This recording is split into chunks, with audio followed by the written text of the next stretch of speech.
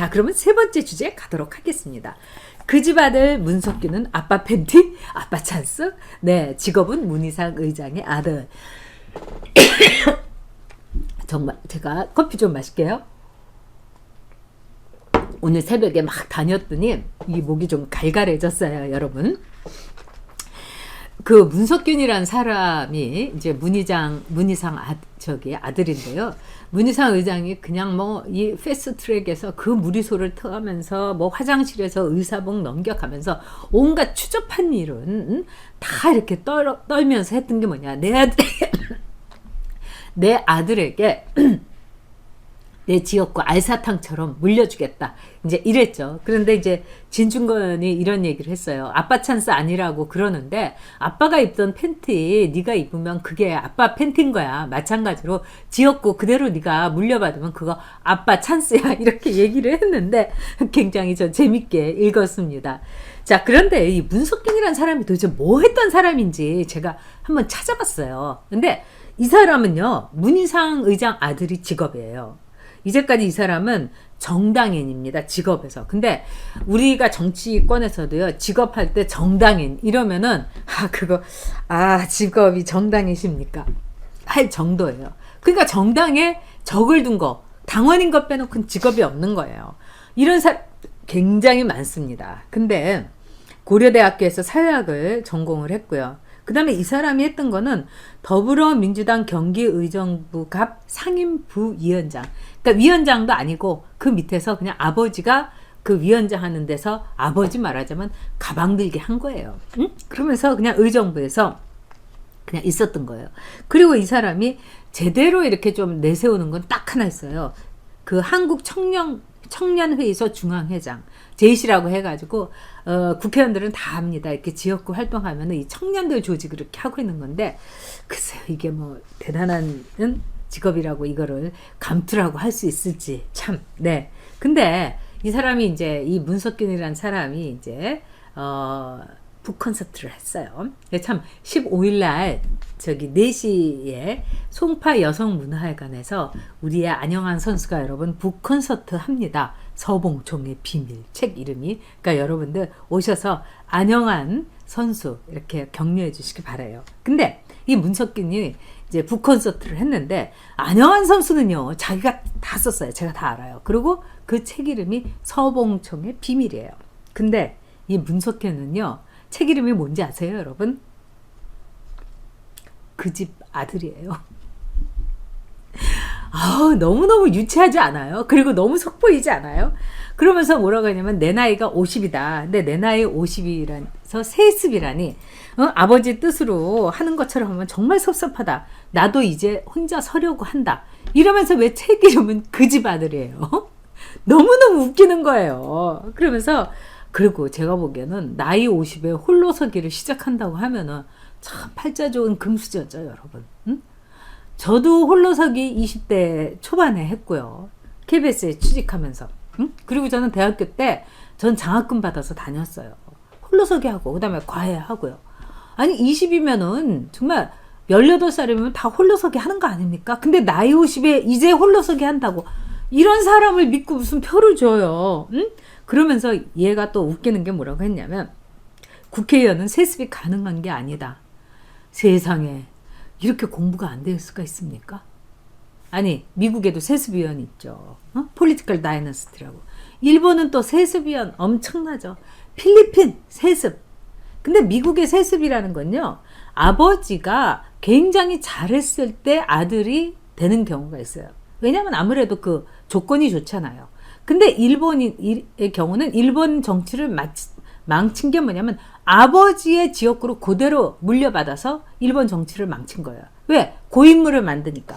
그 사람 아버지가 정치하는 거나 똑같은 거예요. 그러니까 주니어인 거예요. 시니어, 주니어. 그런데 이 사람은 뭐라 했냐면 선출직이 말하자면 국회의원이 선출직인데 세습이라고 말하는 거는 얼토당토하지 않다. 아니 아버지 지역구 아빠 팬티 아빠 찬스 쓰면서 어떻게 이렇게 또 궤변도 어느 정도 클래스가 있어야 되는데 이런 궤변을 하는 사람, 나이 50에 홀로서기 한다는 사람, 이런 사람 여러분 의정부 주민들 여기 몇 분 계시는데 정말 이 사람 뽑아주면 안 됩니다. 자, 아피가네님께서 아직도 세뱃돈 받는 거 아닙니까? 그렇겠죠. 이날 이 북콘서트를 했는데 구름처럼 사람이 모였다고 합니다. 근데 이게 문석균이 보고 온 사람이겠어요? 다 문희상이 보고 온 그 아버지 때문에 다 오는 거죠. 그러니까 참 그걸 떠나가지고 지역구 직방 세습하는 주제에 뭐 자기한테 세습이라고 하는 거는 더불어민주당과 그 다음에 의정부를 모욕하는 거라는 겁니다.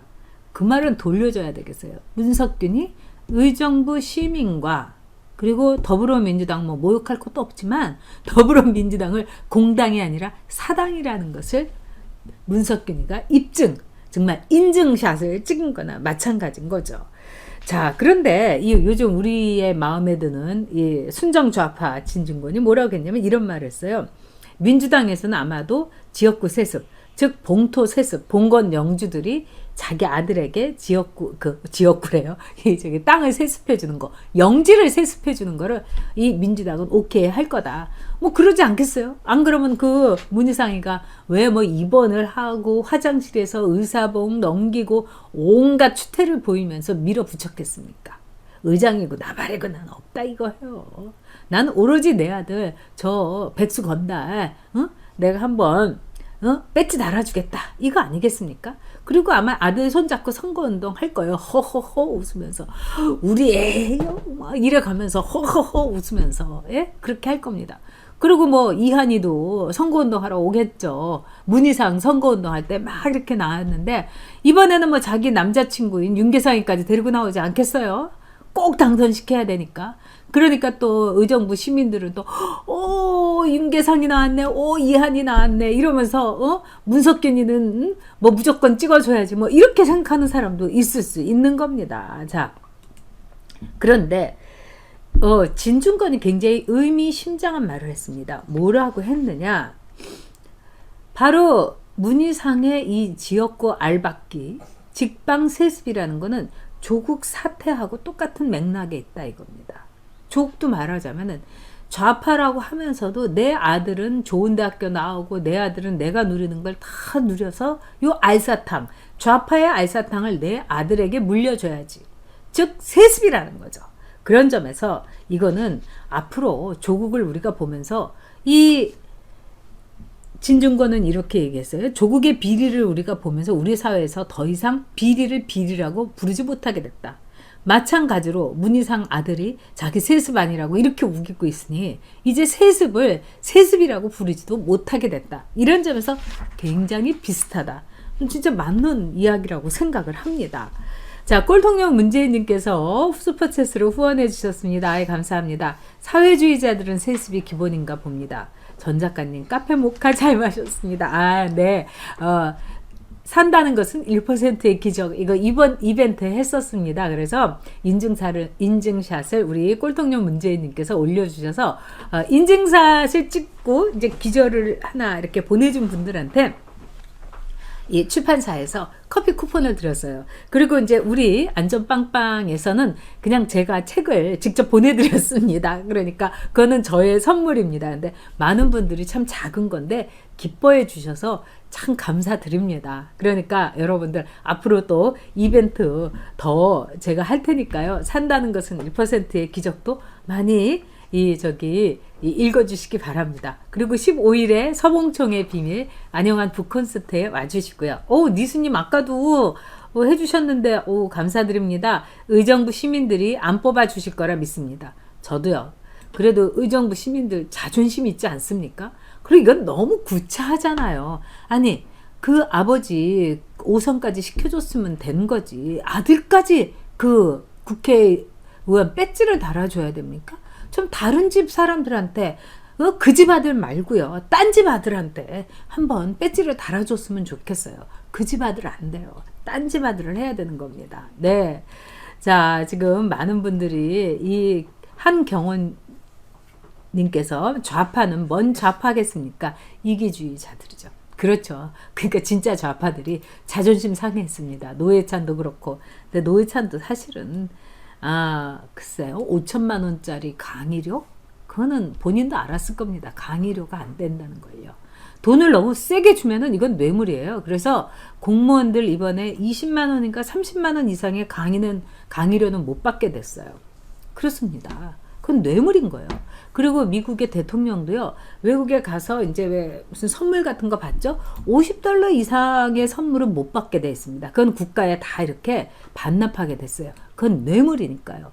그런데 강의료를 글쎄, 아무리 스타 정치인, 뭐 타칭, 뭐 자칭 한다 하더라도 5천만 원을 강의료라고 드루킹이 주면은 그거 받을 수 있겠습니까? 이미 뇌물인 줄 알았던 거예요, 노회찬은요. 왜? 다음에 자기 선거 있었기 때문에. 선거는 돈 필요하고. 그래서 그거를 아마 저는 노회찬이 혼자 먹었을 거라고 생각 안 합니다. 아마 이 당에도 흘러 들어갔을 거예요. 그래서 참 정의당이 불의당이다. 무서운 당이다. 저는 이렇게 생각합니다. 예, 이 용민님께서 의정부 시민 똑똑해요. 절대 문신은 안 돼요. 그래요. 그 집 아들은 뽑지 말고 딴 집 아들을 의정부 시민이 꼭 뽑아주시라고 저는 생각합니다. 자, 이 문석기 의원이라는 사람이 이제 제20 회장하고 뭐 순위 서점인가 뭐 서적인가를 했다는데, 이렇게 서점을 하면은요, 이 책을 좀 많이 읽어야 되는 것 같은데, 이 사람이 말을 한 거라든가 뭐 이 글을 쓴 걸 보면은 너무 유치해가지고, 서점 주인 하면서 선거운동 언제 아버지 뺐지 내가 다시 다나, 문희상 아들로서의 직업만 충실했지 서점 주인 직업은 충실하지 않은 것 같아요. 서점 주인은요, 책을 읽고 정말 이 포도주를 감별하는 게 소믈리에면은요, 서점 주인은 묵물리의 역할을 해야 되는 거예요. 아, 이 책 참 좋으니까 읽어보시라고 하고. 근데 책은 하나도 안 본 것 같습니다. 그리고 이 사람은 그 집 아들 문희상 아들이라는 게 평생 직업이었고요. 그리고 아버지 어디서 50이 넘어가지고 이제 홀로서기를 하겠다고 하니까, 와, 진짜 이 뻔뻔함. 아니 50이 넘어가고 홀로서기를 하면은 뭐 40이 넘은 지천명인데 50이 지천명인가요? 하여튼 정말 이 그 집 아들 우리 더 이상 이제 뽑지 말고요. 네. 이해찬이 이제 서점을 했다고 이제 조언을 했나요? 라파솔님 이러는데, 이해찬이 광장서적이라는 걸 했었고요. 또 이제 김문수도 그 당시에 이제 김문수 지사도 이 운동권이어서 김문수 지사도 서점을 했어요. 근데 제가 김문수 지사한테 이제 직접 들었는데, 이해찬은요, 뭐 좌파 서적이라든가 이념 서적을 파는 척하면서 실제로 맹렬하게 말하자면은 세일즈를 했던 거는 고시 서적이었다는 거예요. 사법시험 보는 서적. 그리고 이제 순진한 우리 김문수 지사는 이념 서적만 계속 갖다 놓고 이랬다는 거예요. 근데 그 이해찬 그 양반은 광장 서적에다가 앞에만 이념 서적 놓고 고시책만큼 사놓고 마구 맹렬하게 해가지고 그렇게 돈을 많이 벌었대요. 그 광장 서적을 하면서요.